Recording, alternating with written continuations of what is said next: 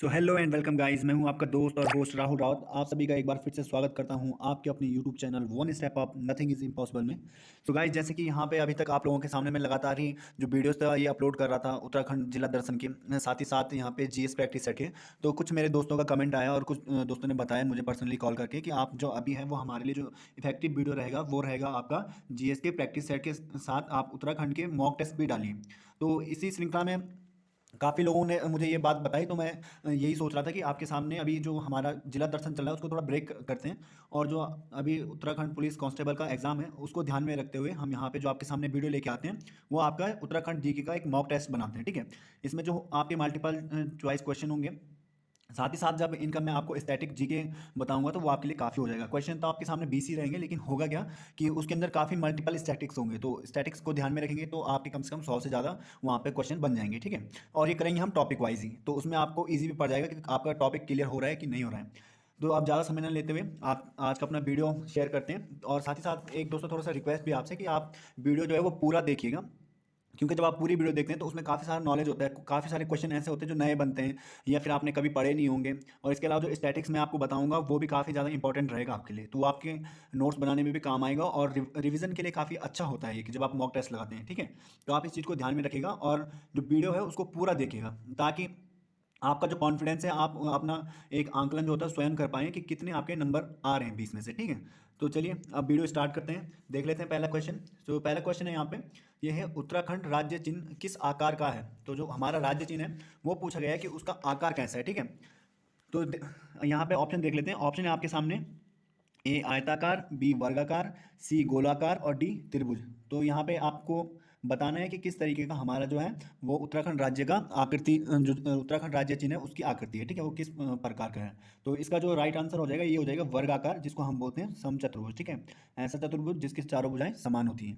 तो समचतुर्भुज या फिर वर्गाकार आपके पास ऑप्शन रहेगा, तो आप उसको टिक करेंगे। ठीक है गाइस, बढ़ते हैं अपने नेक्स्ट क्वेश्चन की तरफ। नेक्स्ट क्वेश्चन है यहाँ पे, क्वेश्चन कहता है कि उत्तराखंड राज्य चिन्ह में प्रदर्शित चार जलधाराएं दिए गए नदी समूह में से एक किस नदी समूह को दर्शाती है। तो यहाँ पे आपके पास ऑप्शन है, ऑप्शनों में नदियों के नाम दिए हुए हैं, आपको बताना है कि कौन सा जो समूह है नदियों के नाम का वो वहाँ पे सही है।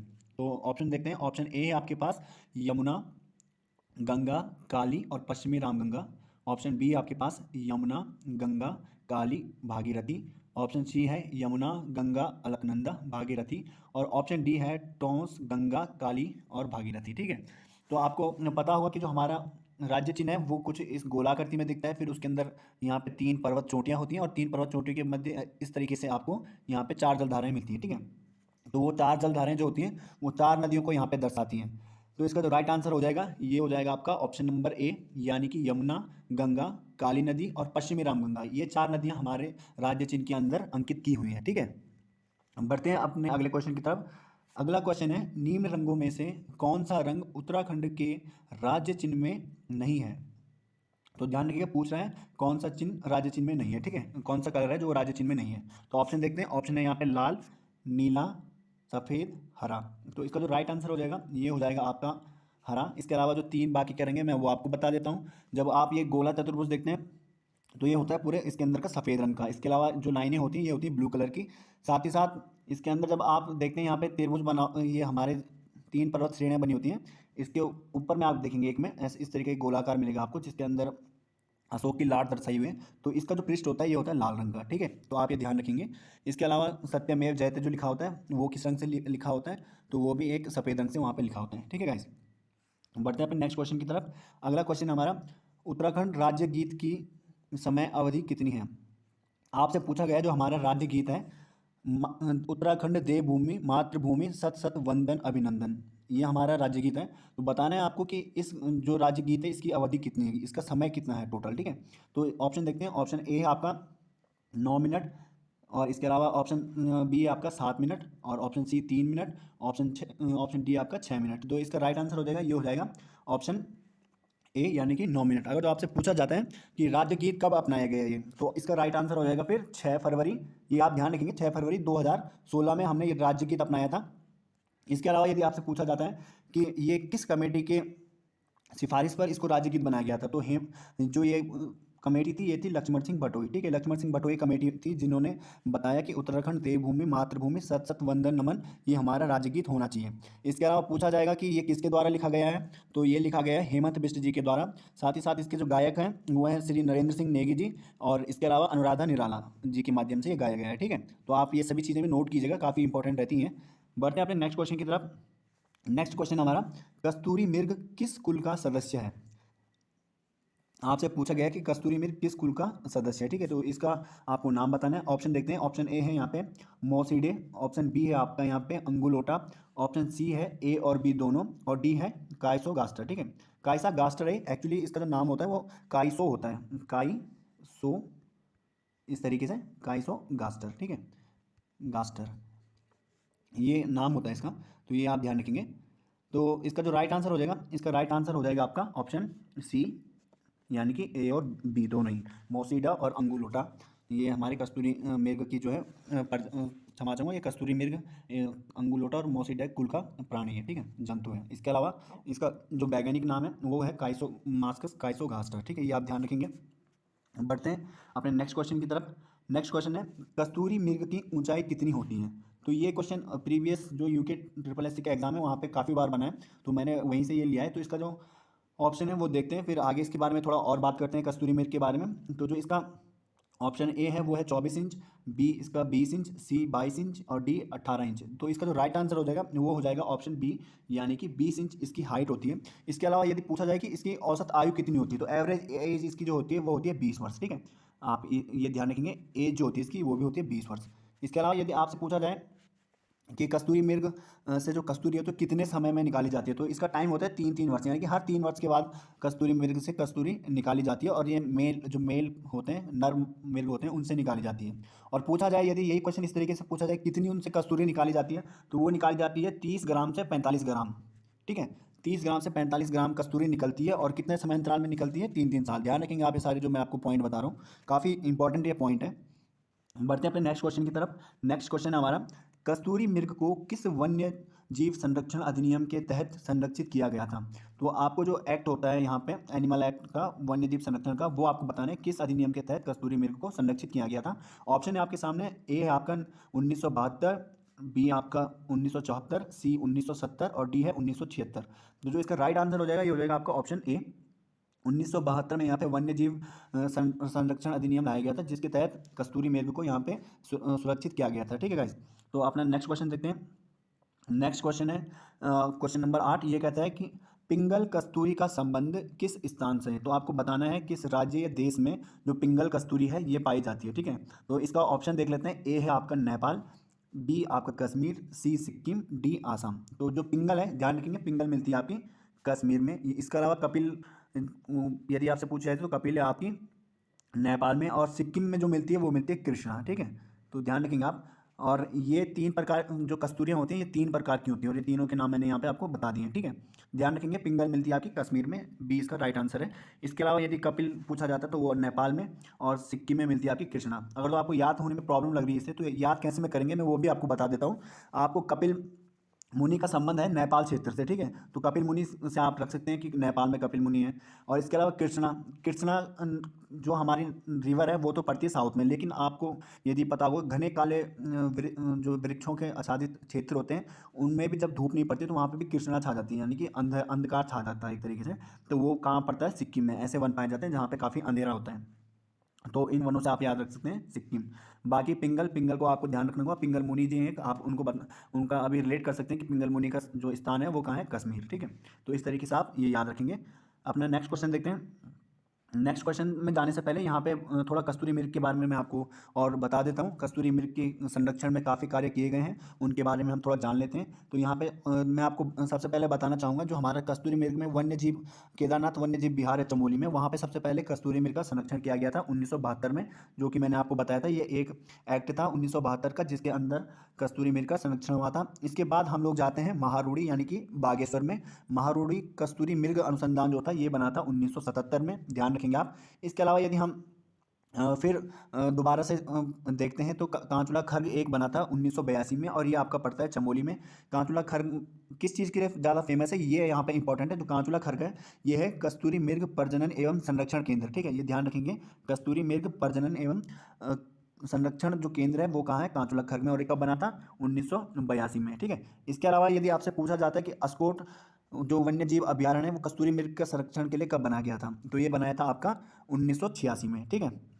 ध्यान रखेंगे आप इसे भी। और यदि आपको लगता है कि सीक्वेंस में प्रॉब्लम हो रही है याद करने में, तो इनका भी सिंपल सा फंडा है। सबसे पहले चमोली, फिर उसके बाद गए बागेश्वर, फिर टप्पा खाया बॉल ने दोबारा आई चमोली, और फिर दोबारा से कुमाऊं की साइड में पिथौरागढ़, ठीक है। और साथ ही यदि इसके अलावा कस्तूरी मृग से रिलेटेड आपको क्वेश्चन बनता है कि सबसे ज़्यादा कस्तूरी मृग किस जो संरक्षण क्षेत्र है वहाँ पे पाए जाते हैं, तो उसका आंसर हो जाएगा आपका अस्कोट, यानी कि अस्कोट आपका पिथौरागढ़। अस्कोट पिथौरागढ़ में ये सबसे ज़्यादा यहाँ पे कस्तूरी मृग पाए जाते हैं, और इनकी संख्या कितनी है वहाँ पे, तो वो 63 थी अकॉर्डिंग टू 2005 के सेंसेक्स के अकॉर्डिंग, ठीक है। तो जो वहाँ पे वन्य जीव जनगणना हुई थी, तो उनकी जनगणना हुई थी 2005 में। तो 2005 में जो जनगणना हुई थी उसके अकॉर्डिंगली टोटल उत्तराखंड में जो कस्तूरी मृग थे ये थे 279, यानी कि 279। और ये कब हुई थी, 2005 में, ठीक है, ये ध्यान रखेंगे। और 279 जो थे यहाँ पे कस्तूरी मृग की कुल संख्या थी 279, ठीक है। ये सारी चीज़ें आप ध्यान रखेंगे, काफ़ी ज़रूरी ये आने वाले एग्जामों के लिए होती हैं। चलिए बढ़ते हैं अपने नेक्स्ट क्वेश्चन की तरफ। इसके साथ हमारा जो अगला क्वेश्चन है ये है, उत्तराखंड में बर्म कमल की कुल कितनी प्रजातियां पाई जाती हैं, तो पूछा गया है उत्तराखंड में। ध्यान रखेंगे, मैंने आपको बताया कि जब भी आपके पास इस तरीके के क्वेश्चन बनते हैं, जो मेन पॉइंट हमारा की पॉइंट होता है, की वर्ड होता है, उसको हम हमेशा क्वेश्चन अपना जो पेपर हो वहाँ पे मार्क कर लेंगे। तो हमारा उत्तराखंड में पूछा गया है, ठीक है, उत्तराखंड में ध्यान रखेंगे। यहाँ पे ये नहीं पूछा गया कि विश्व में या फिर भारत में, इस तरीके से नहीं पूछा, उत्तराखंड पूछेगा, तो उत्तराखंड को अंडरलाइन करेंगे। और अब बढ़ते हैं अपने ऑप्शन की तरफ। तो जो ऑप्शन हमारा ए है 25, बी 24, सी 34 और डी 210। तो हमारे यहाँ पे उत्तराखंड में कुल कितनी प्रजातियाँ पाई जाती हैं, ये पाई जाती हैं 24, यानी कि हमारा जो ऑप्शन नंबर बी है ये राइट आंसर हो जाएगा। इसके अलावा मैं आपको एक चीज़ बता देता हूँ, जो ये किस कुल का पौधा है, ऐसा बार बार पूछा जाता है, ये फिर किस कुल का प्राणी है ये पूछा जाता है। तो ये जो हमारे बर्म कमल है हमारा, ये किस कुल का पौधा है, यदि आपसे ये पूछा जाता है तो इसका नाम हो जाएगा आपका एस टे रस्सी, एस्टेरसी, ठीक है। एस्टेरसी करके एक कुल है, उसका ये पौधा है, ठीक है। इसके अलावा यदि आप इससे इसका वैज्ञानिक नाम पूछा जाता है, तो वैज्ञानिक नाम बड़ा सिंपल है। वैज्ञानिक नाम है इसका सो सो सूर्या, सो सूर्या अवेल्टा, ठीक है। अब वेल्टा, सो सूर्या अवेल्टा, ठीक है, ये ध्यान रखिए, काफ़ी इजी है और अच्छा नाम भी है बोलने में, इजी वे में आप उसे बोलते हैं, अब बेलेटा, ठीक है, अब बेलेटा। सो सूर्य मतलब सूर्य को देख के अब बेल लेटा, ये रात में खिलता है सूर्य। और सूर्य की 2-3 दिन तक जो इसकी लाइफ होती है उसके बाद ये मुरझा जाता है, जैसे जैसे इस पर धूप पड़ती है। तो सोए हुए में ये जाग गया, और जब सूर्य आया तो ये लेट गया, ठीक है। सोए हुए में जागा और सूर्य के आने पे लेट गया। अगला देखते हैं अपना क्वेश्चन। अगला क्वेश्चन है बर्म कमल से रिलेटेड, पूछा गया है बर्म कमल फूल के खिलने का समय। काफ़ी अच्छा और बेहतरीन क्वेश्चन है ये। तो आपको यहाँ पे ये इसके आने की प्रोबेबिलिटी बहुत ज़्यादा होती है, ऐसे राज्य चिन्हों से संबंधित जो क्वेश्चन बनते हैं हमारे। तो आपके लिए पूरा ही जो मॉक टेस्ट है ये काफ़ी ज़्यादा इंपॉर्टेंट होने वाला है। तो देखते हैं अपने ऑप्शन। ऑप्शन है यहाँ पे ए फरवरी मार्च, बी है आपका मार्च अप्रैल, सी है आपका जून जुलाई, डी आपका जुलाई से सितंबर। तो इसका जो राइट आंसर हो जाएगा ये हो जाएगा आपका ऑप्शन नंबर डी, यानी कि जुलाई से सितंबर के मंथ में हमारे यहाँ पे बर्म कमल जो फूल हैं वो खिलते हैं, ठीक है गाइस। तो ध्यान रखेंगे कि ये भी काफ़ी बार पूछा जाता है। और इसके अलावा जो बर्म कमल के बारे में अन्य जानकारी ये काफ़ी सारी होती हैं। जैसे बर्म कमल को यदि आप देखेंगे तो पुराणों में इसे कहा गया है कौला पद्म। इसके अलावा हमारे यहाँ पे एक फैन कमल व कस्तूरा कमल जो होता है काफ़ी फेमस होते हैं, गुच्छे में ये खिलता है, बैंगनी रंग का फूल होता है। इस तरीके से काफ़ी सारे छोटे छोटे क्वेश्चन बनते रहते हैं। तो आपको ये सारी चीज़ें ध्यान रखनी है जो मैं बता रहा हूँ, आप कहीं पर पेन कॉपी लेके इसे नोट कीजिएगा, ठीक है। इसके अलावा इसे हिमालय पुष्पों का सम्राट भी कहा जाता है, ठीक है। क्वेश्चन बन सकता है कि किस फूल को हिमालय पुष्पों का सम्राट कहा जाता है, तो बर्म कमल को ही हमारे हिमालय पुष्पों का सम्राट कहा जाता है। इसके अलावा यहाँ पे बुरास का भी फूल काफ़ी प्रसिद्ध है, ऑप्शन में आ सकता है। तो आप यहाँ पे अगर आप वीडियो देखेंगे सही से देखेंगे तो आप इसका जो डेफिनेटली आंसर है वो करेक्ट करेंगे, ठीक है। बढ़ते हैं अपने नेक्स्ट क्वेश्चन की तरफ। नेक्स्ट क्वेश्चन हमारा क्वेश्चन नंबर 11। क्वेश्चन नंबर 11 कहता है बर्म कमल फूल कितनी ऊंचाई पर मिलता है, ठीक है। बर्म कमल का जो फूल है वो कितनी ऊंचाई पर मिलता है, यानी कि एवरेज हाइट कितनी होती है जहाँ पे बर्म कमल फूल पाए जाते हैं। तो इसका ऑप्शन देखते हैं। ऑप्शन नंबर ए है इसका 1500 से 4000, ये मीटर में है, ठीक है। इतनी मीटर की हाइट में। इसके अलावा दूसरा है आपका बी 3600 से 4400 मीटर, और सी आपका 4800 से 60 मीटर, और सॉरी 4800 से 6000 मीटर, और इसके अलावा इनमें से कोई नहीं। तो इसका राइट आंसर काफ़ी लोग अच्छा गैस कर रहे हैं, क्योंकि ये एक तरीके से रिवीजन क्लास है। आप अपने जो आंसर सही आ रहे हैं आपके, आप उनको लिखते भी जाइए कि मेरे आज के क्विज में इतने नंबर आए हैं, ठीक है। अपना आकलन स्वयं कीजिए और कमेंट बॉक्स में बताइए कि मेरे इतने नंबर आए हैं, ठीक है। तो इसका जो राइट आंसर हो जाएगा ये हो जाएगा आपका ऑप्शन नंबर सी, यानी कि 4800 से 6000 मीटर की ऊंचाई पर आपको बर्म कमल देखने को मिलते हैं। तो एक ये काफ़ी बेहतरीन मोड रहेगा एजुकेशन का, जो अगर तो आप चीज़ों को रिलेट करते हैं, ठीक है। अभी मैंने यहाँ पे ऑप्शन दिया आपको, ऑप्शन नंबर ए है आपका 1500 से 4000। तो देखिए जो चीज़ हमारे नज़दीक होती है वो हमें बड़ी दिखाई देती है, इस चीज़ को ध्यान रखेंगे। और साइज वाइज लेके चलेंगे हम इनको, तो साइज वाइज में जो हमारे राज्य चिन्ह है, जैसे अब हमारा जो ब्रिक्स है वो है बुरांस का, तो साइज वाइज क्या है, ब्रिक्स जो है वो बुरांस है, हमें बड़ा देखने को मिलता है। और जो बड़ी चीज़ें होती हैं वो क्या हो जो छोटी, क्षमा चाहूँगा, जो बड़ी हमारे जैसे बर्म कमल है, ये दूर से देखने पे आपको छोटा दिखाई देगा। तो जितनी दूरी ज़्यादा होगी इसका मतलब बर्म कमल वहाँ है, ठीक है। दूर दिखने वाला छोटा दिखता है बिल्कुल। फिर उसके ऊपर ये 3600 से 4400 दिया है, तो ये हो जाएगा आपका मोनाल, यानी कि मोनाल आपका 3600 से 4400 मीटर की ऊंचाई तक पाया जाता है। फिर इसके अलावा आप देखेंगे तो 1500 से 4000, यानी कि बुरांस, बुरांस का पेड़ बड़ा होता है, मोनाल उससे थोड़ा सा छोटा होता है, और बर्म कमल फिर उससे और छोटा होता है। तो इस तरीके से ये यहाँ पे आप लगा सकते हैं अवरोही क्रम में, तो आपको आंसर बनाने में, अपने रिलेट करने में आप ईजी रहेंगे इसमें। और जैसे जैसे आप रिलेट करते हैं चीज़ें को, तो आपके दिमाग में ऑटोमेटिकली जो आंसर है वो आने लग जाते हैं, ठीक है। बाकी रटने का तो कोई फ़ायदा नहीं होता है ऐसा। इसके अलावा नेक्स्ट क्वेश्चन है बर्म बुरांस के फूल में कौन सा रसायन पाया जाता है, ठीक है। तो आपने बताना है बुरांस के फूल में कौन सा रसायन पाया जाता है। बुरांस के फूल का जो इस्तेमाल किया जाता है, इसके जूस का, वो हृदय रोग के लिए किया जाता है। काफ़ी अच्छा इसे माना जाता है कि हृदय रोग के लिए काफ़ी इफेक्टिव होता है वो। जो लोग मतलब हृदय से रिलेटेड बीमारियों से ग्रसित होते हैं उनके लिए ये काफ़ी हेल्पफुल होते हैं। तो ऑप्शन देख लेते हैं। ऑप्शन ए आपके पास मिथाइल, बी आपके पास ट्राइक्लोरो, सी आपके पास पेंटाडेकनॉल, और डी आपके पास मेथनॉल। या फिर आपको मिथाइल भी मिलेगा कहीं जगह पे, पर मिथाइल नहीं है उसका आंसर, वो है मिथेनॉल, ठीक है। ये मैथे नहीं है, मीथे हो जाएगा, फिर मिथेनॉल उसका राइट आंसर है। वैसे ऐसे लिखते हैं मीथे, ठीक है। मिथेनॉल, यानी कि ऑप्शन नंबर डी इसका राइट आंसर हो जाएगा। इसके अलावा जो मैंने आपको ये बताए हैं, मिथाइल, ट्राइक्लोरो और पेंटाडेकनॉल, इन तीनों को यदि आप मिल जाएंगे तो ये कस्तूरी का जो रासायनिक रूप है वो बन जाएगा। यानी कि कस्तूरी जो निकलती है मिर्ग से, उसका रासायनिक तत्व आपसे पूछा जाता है, तो आप उसका आंसर कर पाएंगे। मिथाइल ट्राइक्लोरो पेंटाडेकनॉल, ये एक कस्तूरी का रासायनिक रूप है, ठीक है गाइस। तो जो ऑप्शन है आपको उस तरीके से दिए गए हैं कि आपके बाकी क्वेश्चनों के आंसर भी वहाँ से बनते रहें। तो चलो इसी के साथ बढ़ते हैं अपने नेक्स्ट क्वेश्चन की तरफ। नेक्स्ट क्वेश्चन कहता है उत्तराखंड के अलावा बुरांस किस राज्य का राज्य पुष्प है, आपसे पूछा गया है यहाँ पे। काफ़ी अच्छा क्वेश्चन है, और ये क्वेश्चन बनता भी है काफ़ी बार एग्जाम में, ठीक है। तो आप ध्यान रखेंगे इसको। तो ऑप्शन देखते हैं। ऑप्शन नंबर ए है यहाँ पे हिमाचल प्रदेश, बी है आपके पास नागालैंड, सी आपके पास ए और बी दोनों, और डी है आपके पास सिक्किम। तो जो इसका राइट आंसर हो जाएगा ये हो जाएगा सी, यानी कि हिमाचल प्रदेश और नागालैंड दो ऐसे राज्य हैं जिनका जो बर्म का, क्षमा चाहूँगा, बुरांस है, ये उनका राज्य पुष्प है। इसके अलावा यदि आप देश की बात करें तो नेपाल एक ऐसा देश है जिसका जो राज्य पुष्प है वो है बुरांस। तो इसके अलावा वहाँ पे नाम इनके अलग अलग हो जाते हैं बुरांस के। जैसे आप जाएंगे बुरांस को, साउथ में जाएंगे तो वहाँ पे कन्नड़ भाषा में बोला जाता है उसको बिल्ली, ठीक है, कन्नड़ में बोला जाता है बिल्ली।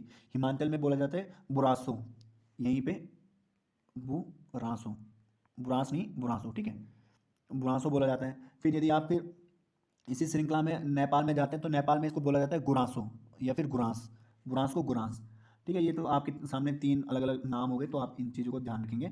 इसके अलावा यदि पूछा जाता है किस कुल का पौधा है ये, तो इसका नाम भी यहाँ पे लिख लेते हैं, मेंशन कर लेते हैं। ये है एरी केसई, एरी केसई, ठीक है। एरी केसई कुल का ये पौधा है। तो बढ़ते हैं अपने नेक्स्ट क्वेश्चन की तरफ। नेक्स्ट क्वेश्चन है उत्तराखंड में राज्य पक्षी मोनाल का वैज्ञानिक नाम क्या है। तो यहाँ पे मोनाल का आपको वैज्ञानिक नाम पूछा गया है, और ये क्या हमारा राज्य पक्षी है। तो उसके ऑप्शन देखते हैं। ऑप्शन ए है आपके पास लोफोफोरस इनपिजेंस, बी आपके पास रोडोडेंड्रा अर्बोरियम, सी है एरिकेसाई, और डी है नीले गुरु। तो इसका जो राइट आंसर हो जाएगा, आई होप कि आप सभी गैस कर पा रहे होंगे। Right answer option number A लोफोफोरस इनपिजेंस, ये इसका वैज्ञानिक नाम है मोनाल का। इसके अलावा मोनाल को हिमालय मयूर के नाम से भी जाना जाता है। और जो मोनाल जो होता है ये डफिया परिवार का सदस्य है। इसके अलावा इसमें फेजेंडा भी बोला जाता है भाषा में, जो हमारी वैज्ञानिक भाषा है, फेजेंडा भी बोला जाता है इसे। तो ये ध्यान रखेंगे आप। और ये कितनी हाइट पे पाया जाता है? ये पाया जाता है आपका 2500 से 5000 तक, यानी कि 2500 से 5000 मीटर तक की हाइट पे आपको मोनाल पक्षी देखने को मिल जाएंगे। और यदि इसी के साथ पूछा जाएगा कि सबसे ज़्यादा मोनाल कहाँ पे मिलते हैं, तो ये मिलते हैं आपके फूलों की घाटी में। ठीक है, ध्यान रखेंगे, फूलों की घाटी में काफ़ी ज़्यादा मोनाल देखने को मिलते हैं। बढ़ते हैं इसके अलावा अपने नेक्स्ट क्वेश्चन की तरफ। नेक्स्ट क्वेश्चन है, उत्तराखंड में सर्वाधिक मोनाल पक्षी कहाँ आपको मिलते हैं? तो ये यहाँ पे मैंने आपको बता दिया है ऑलरेडी आंसर, तो यहाँ पे ज़्यादा समय नहीं लेंगे। अगला क्वेश्चन देखते हैं अपना सीधा ही। अगला क्वेश्चन है 16वां क्वेश्चन, किस कमेटी की सिफारिश पर ढोल को राज्य वाद्य यंत्र घोषित किया गया? देखिए, जिस प्रकार से अभी मैंने आपको बताया था राज्य गीत, उसी तरीके से ढोल भी हमारा यहाँ पे काफ़ी फेमस एक वाद्य यंत्र है। तो बताया, यही आपको बताने कि कौन सी कमेटी ने इसको राज्य वाद्य यंत्र घोषित करने की सिफारिश की। ठीक है, तो इसके ऑप्शन देख लेते हैं। लक्ष्मण सिंह बटोई, इसके अलावा भंडारी कमेटी, सी है आपका उत्तम दास कमेटी, डी है आपका नरेंद्र नेगी कमेटी। तो इसका जो राइट आंसर हो जाएगा, ये हो जाएगा आपका ऑप्शन बी, भंडारी कमेटी। इसके अलावा जो उत्तम दास जी हैं, उत्तम दास जी ढोल सागर के प्रमुख ज्ञाता हैं उत्तराखंड राज्य में, जिनको संपूर्ण ढोल सागर का ज्ञान है, वो है हमारे उत्तम दास जी। ठीक है, ये नाम ध्यान रखेंगे आप। बाकी नरेंद्र सिंह नेगी जी के नाम से आप काफ़ी परिचित होंगे। और क्वेश्चन नंबर 17 है, देहरादून में बटरफ्लाई पार्क कब खोला गया? तो यहाँ पे हमारे देहरादून जो राजधानी है, यहाँ पे अस्थायी राजधानी, उसके बारे में बताया गया है। तो आपको बताने कि यहाँ पे बटरफ्लाई पार्क कब खोला गया। ऑप्शन है यहाँ पे 2016 में, 2018 में, 2015 में और 2007 में। तो इसका जो राइट आंसर हो जाएगा, ये हो जाएगा आपका ऑप्शन नंबर ए, यानी कि 2016 में यहाँ पे बटरफ्लाई पार्क खोला गया था। और यदि आपसे ये समय पूछ लेता है तो ये नवंबर का मंथ था। ठीक है, नवंबर मंथ में। इसके अलावा जो हमारा राज्य तितली है, उसका नाम पूछा जाएगा तो वो है आपका कॉमन पिकॉक। और साथ ही साथ यदि पूछा जाएगा कब इसको, हमारे जो कॉमन पिकॉक है, इसको राज्य तितली घोषित किया गया, तो ये क्या गया था आपका 7 नवंबर 2016 में ही। ठीक है, 7 नवंबर 2016 में ही। और 1996 में, ध्यान रखेंगे, इस तितली को जो है वो लिम्का बुक में इसका रिकॉर्ड लिखा गया था। लिम्का बुक रिकॉर्ड में इसका नाम है सबसे सुंदर तितलियों में, किसका? कॉमन पिकॉक का। पेपिलियो बाइनर इसका वैज्ञानिक नाम है, पेपिलियो बाइनर। 30 से 35 दिन इसका जीवन काल होता है। नेक्स्ट क्वेश्चन देखते हैं। नेक्स्ट क्वेश्चन है, उत्तराखंड शासन द्वारा राज्य प्रतीक चिन्हों का निर्धारण किस वर्ष किया गया? जितने भी हम अभी राज्य चिन्हों के बारे में जान रहे हैं, तो इनको किस वर्ष हमारी सरकार ने कहा कि हमारे राज्य चिन्ह होंगे? ठीक है, तो ऑप्शन है 2000, 2001, 2002 और 2004। तो जिसका राइट आंसर हो जाएगा, ये हो जाएगा आपका 2001। ठीक है, क्योंकि 9 नवंबर 2000 में तो हमारा राज्य बनाया था, तो उस समय इतना टाइम नहीं था, फिर उन्होंने आके 2000 में यहाँ पे सारे जितने भी हमारे राज्य प्रतीक चिन्ह हैं उनका निर्धारण किया था। नेक्स्ट क्वेश्चन देखते हैं। नेक्स्ट क्वेश्चन है, निम्न में से किस धातु का प्रयोग ढोल को बनाने में नहीं किया जाता है? फिर से आपको वही ध्यान रखना है, नहीं किया जाता है। ठीक है, ढोल होता है ना, ढोल आपने गाँव में देखा होगा, ढोल को तो कभी ध्यान से देखेंगे उसे तो आपको पता लगेगा कि किस धातु का ढोल बना हुआ है। तो इसमें ऑप्शन है, ऑप्शन नंबर ए आपके पास चांदी, बी आपके पास तांबा, सी पीतल, डी लोहा। तो गाइस, उम्मीद करता हूँ कि इसका आंसर तो आप लोग सभी देखेंगे, क्योंकि सभी देंगे और सही देंगे, क्योंकि सब ने एक ना एक बार ढोल को जरूर देखा है। तो इसका जो राइट आंसर है, ये है लोहा, यानी कि ऑप्शन नंबर डी। ढोल में लोह धातु का कोई इस्तेमाल नहीं होता है, लोहे का कहीं पे भी इस्तेमाल नहीं होता है ढोल में, ध्यान रखिएगा आप। ठीक है, इसके अलावा नेक्स्ट क्वेश्चन है, कॉमन पिकॉक को राज्य तितली कब घोषित किया गया? तो इसका आंसर ऑलरेडी दे चुका हूँ, 7 नवंबर 2016। ठीक है, इसके अलावा यदि आपके कुछ राज्य चिन्हों से रिलेटेड अन्य क्वेश्चन आते हैं, तो यहाँ पे आपके पास ये बन सकता है कि जैसे अभी मैंने मोनाल की बात की थी, तो मोनाल का प्रिय जो भोजन है वो क्या है? तो उसका प्रिय भोजन है आलू, और सबसे ज़्यादा नुकसान करता है ये आलू को। मोनाल कभी घोंसला नहीं बनाता, या तो ये पेड़ों में छेद करके रहता है, वहीं अंडे देता है, या फिर चट्टानों में रहता है। इसके अलावा यदि मोनाल से रिलेटेड और कोई क्वेश्चन आता है, तो उससे ये पूछा जा सकता है कि किस अधिनियम के द्वारा इसको संरक्षित किया गया था? तो इसको भी 1972 में जो वन्यजीव संरक्षण अधिनियम था, उसके तहत ही इसको संरक्षित किया गया था। सबसे ज़्यादा कहाँ पाया जाते हैं? तो केदार घाटी में। क्षमा चाहूँगा, पर जो क्वेश्चन दिया था वहाँ पे केदार घाटी लिखिएगा आप, मोनाल का, वो गलत हो गया था।